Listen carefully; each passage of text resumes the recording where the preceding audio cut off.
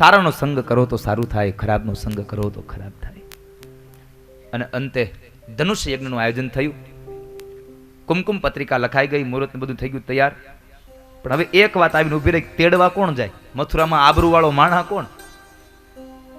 તમે જુઓ, પૈસાની કિંમત નથી, આબરૂની કિંમત છે આ દુનિયામાં. પૈસા થોડાક ઓછા કમાવો ને તો વાંધો નથી, પણ આબરૂ વધારે કમાજો. કારણ કે પૈસા વાળાને કોઈ પૂછતું નથી, અને વગર પૈસા વાળાને 5 જણા બોલાવે છે, હાલો ભાઈ એમાં શું કરવું જોઈએ.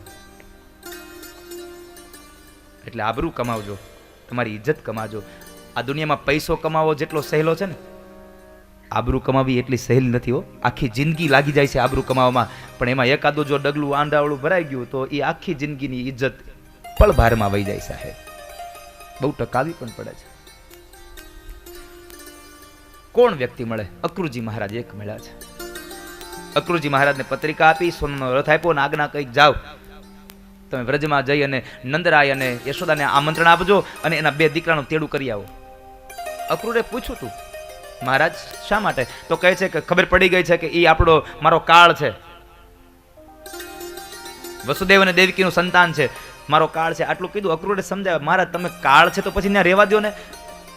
પણ કહેવાય છે ને, વિનાશ કાળે વિપરીત બુદ્ધિ. કંસ ન સમજો. કંસ કહે છે કે હું તમારી સલાહ લેવા નથી આવ્યો, તમને આજ્ઞા કરવા આવ્યો છું, મારું કામ કરજો, નકર મારા જેવો બીજો કોઈ નહીં હોય. અક્રૂરજી મહારાજ આખી રાત વિચાર કરે શું કરું, જાવ ન જાવ. અને અંતે એક વિચાર નક્કી કર્યો કે ત્યાં જઈને હું બધી સત્ય ઘટના કહી દઈશ, પછી એને જેમ કરવું હોય તેમ કરે. અક્રૂરજી મહારાજ સવારમાં રથ લઈને નીકળ્યા છે, આ બાજુ આવે છે. સવારમાં નીકળ્યા પણ થયું એવું કે રથના ઘોડાઓ ક્યાં ઊભા રહી જાય ને એનું ખબર નહોતી પડતી, કારણ અક્રૂરજીના મનના ઘોડાઓ ગમે ત્યાં દોડતા હતા, ભગવાન પાસે પહોંચી ગયા હતા. સવારે નીકળ્યા મથુરાથી ને સાંજે છેક સંધ્યાના સમયે છેક વ્રજમાં પહોંચે છે. અને એ વ્રજમાં જ્યાં આવ્યા છે ત્યાં વ્રજની અંદર પ્રવેશ થયો, અને વ્રજમાં ભગવાન હમણાં જ હજી ગાયો ચરાવી અને ઘરે ગયા છે. ભગવાનના ચરણારવિંદને જોયા. અક્રૂરજી મહારાજ નીચે ઉતરી ગયા, અને નીચે ઉતરીને ચાલ્યા નથી. અક્રૂર એમ કહે છે કે મારા ઠાકોરજી જ્યાં ઉઘાડા પગે ચાલતા હોય ત્યાં મારાથી કેમ રથમાં બેસાય? પોતે ધૂળમાં આળોડતા આળોડતા નંદાલય તરફ ગયા છે. એટલે આપણે તમે જુઓ, ભગવાન ખુલ્લા પગે ચાલ્યા ને એટલે આપણે રમણ રેતીમાં જઈ અને જે આળોટીએ છીએ, કારણ નંગે પાંવ ચલે થે કૃષ્ણ હમારે યહાં પે. તો અક્રૂરજી મહારાજ આળોડતા આળોડતા જાય છે. બન્યું એવું, 2 ભાઈઓ આંગણાની બહાર રમે છે. અક્રૂરજી મહારાજને જોઈ ગયા, 2 ભાઈઓ દોડતા આવ્યા છે, એક એક હાથ પકડીને ઉભા કર્યા છે. કાકા શું કરો છો તમે? લઈ જાય છે નંદ બાબા અને યશોદાને અવાજ કર્યો, મૈયા ઓ બાબા જુઓ તો ખરા કોણ આવ્યું આપણી ઘરે. નંદ અને યશોદા 2 આંગણામાં આવ્યા છે. અક્રૂરજી મહારાજનું સ્વાગત કર્યું છે, ઘરમાં લઈ જાય છે, બધાના ક્ષેમ કુશળ પૂછે છે. અને સાંજે પછી પૂછ્યું કે અક્રૂરજી મહારાજ આ સોનાનો રથ લઈ અને અહીં આવવાનું પ્રયોજન? હવે ગામમાં નવી ગાડી આવે એટલે આખા ગામમાં આમ વાયુ વેગે સમાચાર પૂગી જાય, એમ સોનાનો રથ આવ્યો. ગામ આખાને ખબર પડી ગઈ, નંદ બાબાના આંગણે ભીડ ભરાઈ ગઈ કે તો સોનાનો રથ આવ્યો. બધા આંગણામાં ઊભા છે.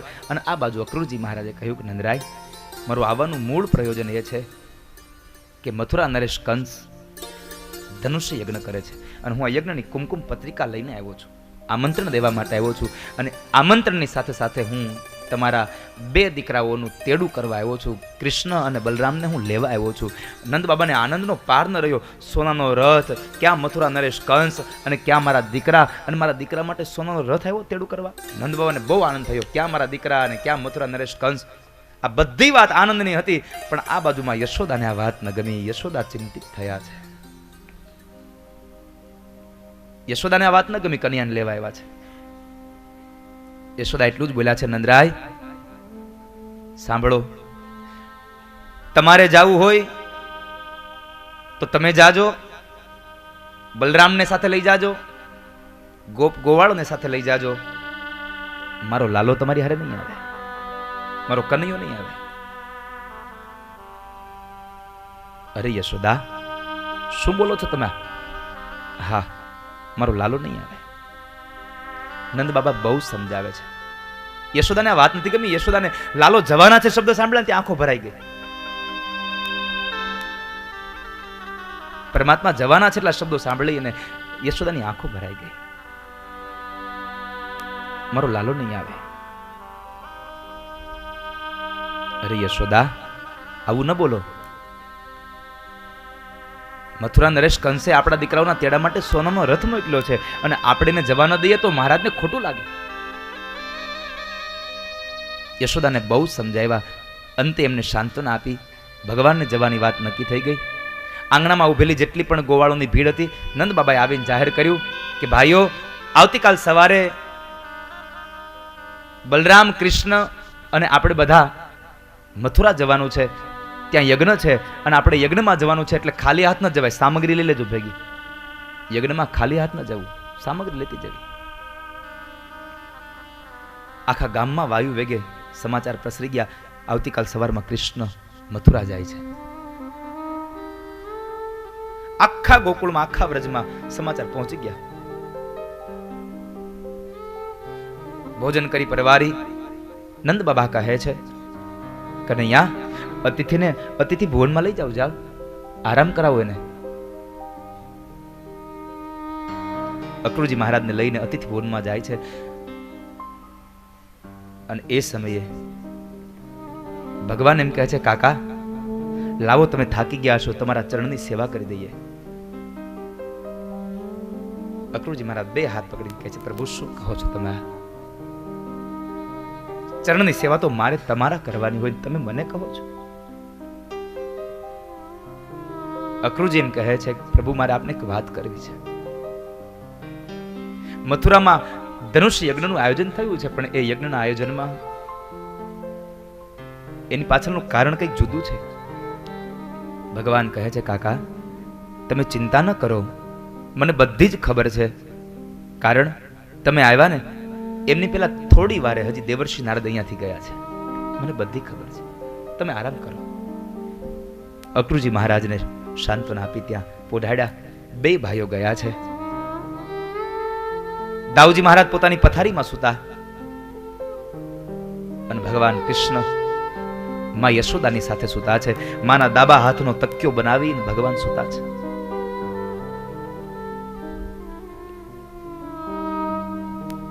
ભગવાનના એ વાંકડિયા વાળોમાં, એ ઝુલ્ફોમાં માં યશોદા હાથને પ્રસરાવે છે. માં યશોદા લાલનજીને કપાળમાં ચુંબન કરે છે. થોડીક વાર થઈને તો ભગવાન સૂઈ ગયા છે, પોઢી ગયા. પણ યશોદાની આંખોમાંથી દડ દડ દડ અશ્રુની ધારા વહે છે.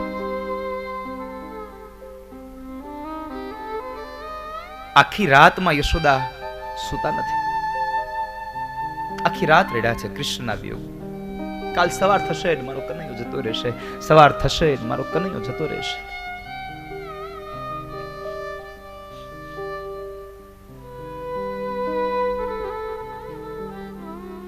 વહેલી સવારમાં માં જાગ્યા, નિત્ય કર્મ કરી પરવારી ઘરનું કામ કરે છે.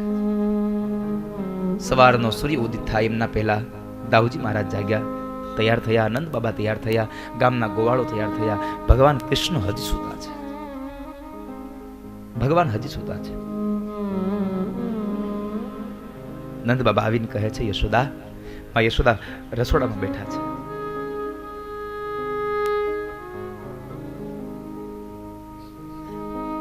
આંખોમાંથી અશ્રુના બિંદુ પડે છે. નંદ બાબા નજીક આવીને બોલ્યા છે, યશોદા. યશોદાજી હોકાર ના આપ્યો, કારણ કે કંઈક ખોવાઈ ગયા છે. મનમાં એક જ વિચાર ચાલ્યા કરે છે, હમણાં કનૈયો જતો રહેશે, કનૈયો જતો રહેશે. નંદ બાબાએ બીજો અવાજ કર્યો, યશોદા, એ યશોદા. જાણે નિંદ્રમાંથી જાગતા હોય ઝબકીને જુએ છે તો નંદ બાબા ઉભા છે. અરે શું કરો છો તમે?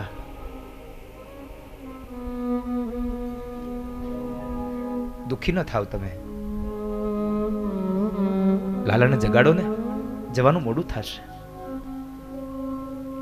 રોજના માટે માં યશોદા વહેલી સવારમાં ભગવાનને અવાજ કરે, કનૈયા ઉભો થા, ગાયો ચરાવવા જવાનું છે. પણ આજ માએ ન જગાડ્યો, કારણ એને ખબર હતી જગાડીશ ને તો હમણાં વયો જશે.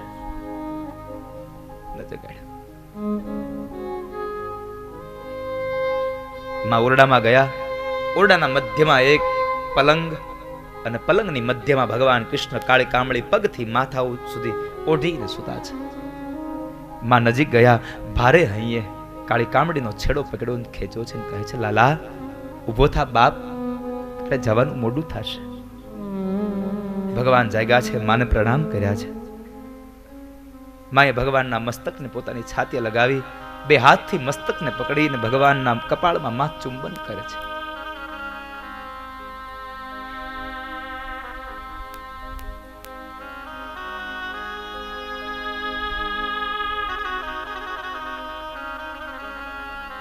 ભગવાનને સ્નાનાદિ કર્મ કરાવ્યું, ભગવાનને શૃંગાર કરે છે. માં રડતી જાય, ભગવાનને શૃંગાર કરતી જાય. શૃંગાર સંપન્ન થયો અને ભગવાન બોલ્યા છે માં મેરા શૃંગાર હો ગયા, મેરા શૃંગાર હો ગયા. માં રડતી આંખે કહે છે હા લલ્લા શૃંગાર હો ગયા. भगवान अंत में बोला है कि तो मैया मेरी गुंजामाला कहाँ है? मां यशोदाए भगवान ना कंठ में गुंजानी माला पधरावी है.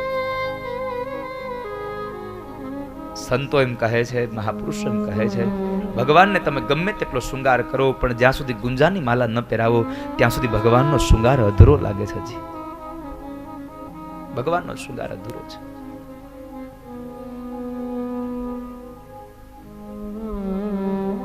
માં શિરામણ કરવા માટે થઈને ભગવાનને બેસાડે. આજ માં બાજુ બેસી ગયા છે. ડાબા હાથમાં કાસાની તાસળી ને એમાં માખણ ને મિશ્રી લઈ 5 આંગળીનો એક કોળિયો બનાવીને ભગવાનને કહે છે કે લે લાલા જમી લે.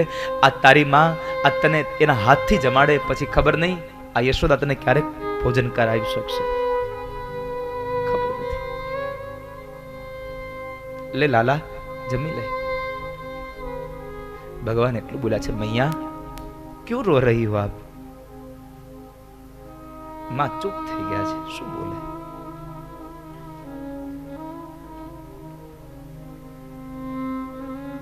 मैया तुम रो मत.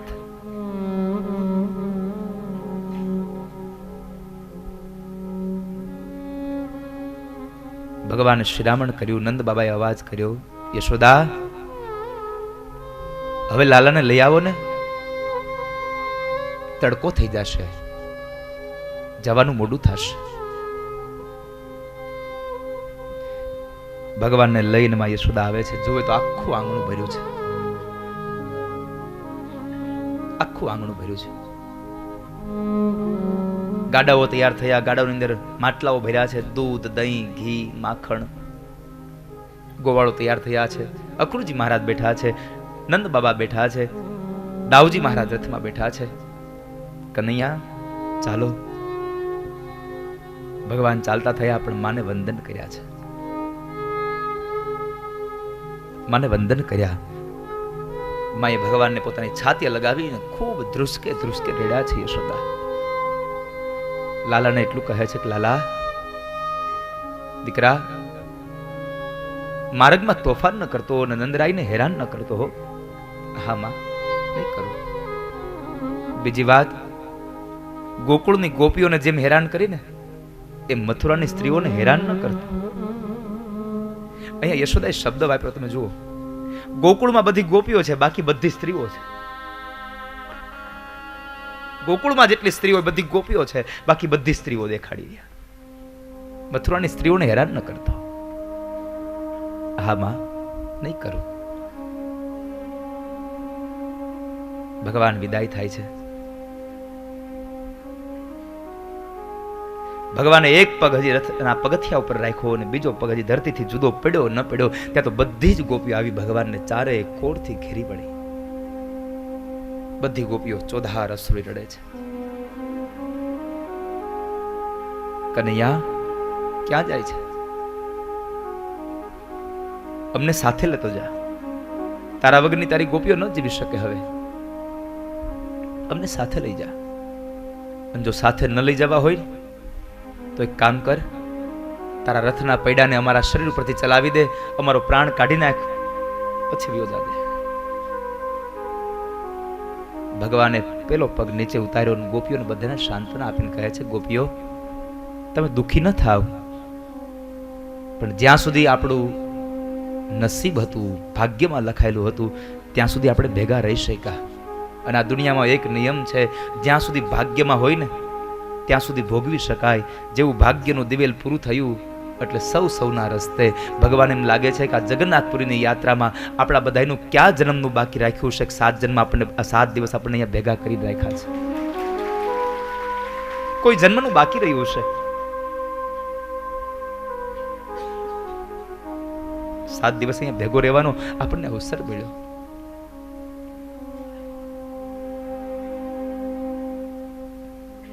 પ્રજાંગનાઓ, દુઃખી ન થાવ. આજ ભાગ્યનું દિવેલ સંપન્ન થયું છે. બધી ગોપીઓને સાંત્વના ભગવાન આપે અને આમ ચારે બાજુ ભગવાન નજર કરે છે. આમ ભગવાનની નજર કોઈકને શોધી રહી છે. એક ગોપી ભગવાનને પ્રશ્ન કરે છે, કનૈયા ક્યાં ઢૂંઢ રહે હો? શું શોધે છે? તારી રાધાને શોધે છે ને? ભગવાને આંખો બંધ કરીને જરા નીચે મોં કરી ગયા છે.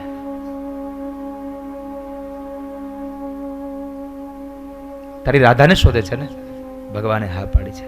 ગોપી કહે છે કે તારી રાધા જો સામે વૃક્ષના પાછળ ઊભી છે. અહીંયા જુઓ તમે, બધી ગોપીઓ ભગવાન પાસે આવ્યા છે, રાધાજી ભગવાન પાસે ન આવ્યા. પ્રેમમાં કેટલી તાકાત છે જોજો હમણાં. રાધાજી ભગવાન પાસે ન આવ્યા, રાધાજી વૃક્ષની પાછળ ઊભા છે. ગોપીઓની મધ્યમાંથી ભગવાન પોતે નીકળ્યા અને સ્વયં કૃષ્ણ રાધા પાસે ગયા. આ પ્રેમની તાકાત છે. પરમાત્મા પણ પ્રેમની પાસે આવે છે. આ પ્રેમની તાકાત છે. સ્વયં કૃષ્ણ રાધા પાસે આવ્યા. રાધિકા તો પોતે ઉભા ઉભા બસ કઈ ખોવાઈ ગયા છે. ભગવાન આવીને કહ્યું, રાધા, ઓ રાધા. જબકીને જાગીને જુએ છે શામની સામે. ભગવાન એટલું જ બોલ્યા છે, રાધા तेरा शाम जा रहा है, मैं जा रहा हूं, तेरा शाम जा रहा है. ના શબ્દો સાંભળ્યા રાધિકાની આંખમાંથી દડ દડ દડ અશ્રુ વહ્યા છે. ભગવાને શું કહ્યું ખબર છે? રાધા, તું રડે છે? ભગવાને કહ્યું, રાધા તું રડે છે? રાધાજી કઈ બોલ્યા નથી, મૌન રહ્યા છે. મૌન એ પ્રેમની પરિભાષા છે. પરિભાષા. શાંત રહ્યા. ભગવાન વિશેષ કઈ ન બોલી શક્યા, એટલું જ કર્યું. પોતાના ખભા ઉપરથી કામળી ઉતારી, કડી પાડી, કેડમાં ખોસેલી બંસરી કાઢી, કામળી ઉપર પધરાવી. કામળી અને બંસરી બેય રાધાના હાથમાં આપીને કહે છે કે લે રાધા, હવે તારો શામ વાંસળી નહીં વગાડે. હવે તારો શામ વાંસળી નહીં વગાડે. આખું વૃંદાવન રડે છે આજે. આખું વૃંદાવન. વૃંદાવનની ગોપીઓ રડે, ગોવાળો રડે, યશોદા રડે, રાધિકા રડે. એમાં નવાઈ નથી. નવાઈ તો એ વાતની છે કે આજ વૃંદાવનનો એક એક જીવ રડે છે. પશુઓ રડે છે, પક્ષીઓ રડે છે, કનૈયાના ગૌશાળાની ગાયો રડે છે આજે. નંદ બાબાએ વહેલી સવારમાં નિરણ નીરીને પણ એક પણ ગાયે એના નિરણમાં મોઢું ન નાખ્યું. કારણ એને ખબર પડી ગઈ કે આજ કૃષ્ણ વયો જાય છે. બધી ગાયોની આંખમાંથી અશ્રુ વહે છે.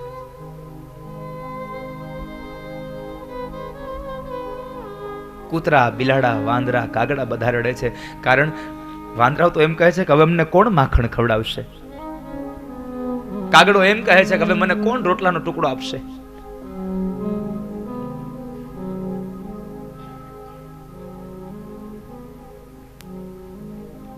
એક એક વ્યક્તિ રડે છે. સુમસામ થઈ ગયું આખું વાતાવરણ. કારણ કૃષ્ણ જાય છે.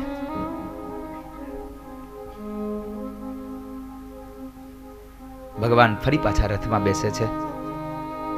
આગળ રથ જાય, પાછળ પાછળમાં યશોદા પાગલ બનીને દોડે છે. લલ્લા લલ્લા એક જ શબ્દનો નાદ કરે છે, કનૈયા કનૈયા. ભગવાને પાછું વાળું જોયું નહીં. આખું વૃંદાવન રડે. એ કૃષ્ણની આંખમાં આંસુ નથી. કૃષ્ણ થ્રેડા. કોઈને પકડવામાં પણ વાર ન લાગે અને કોઈને છોડવામાં પણ વાર ન લાગે ને, એ તત્વ એટલે પરમ તત્વ ભગવાન પોતે કૃષ્ણ છે. કોઈને પકડવામાં વાર નહીં અને કોઈને છોડવામાં વાર નહીં. આટલો પ્રેમ, 11 વર્ષ ને 52 દિવસનો પ્રેમ છોડીને જવામાં એક ક્ષણ ભરની વાર ન લગાડી. અત્યાર સુધી ભગવાન કૃષ્ણ થતા, પણ આમ જોઈને તો પાછળ યશોદા પાગલ બનીને રથ ઉભો રખાવી ભગવાન નીચે ઉતર્યા. યશોદા પાસે આવી માના 2 હાથના બાવડા પડી કહે છે કે માં શું કરે છે તું? આ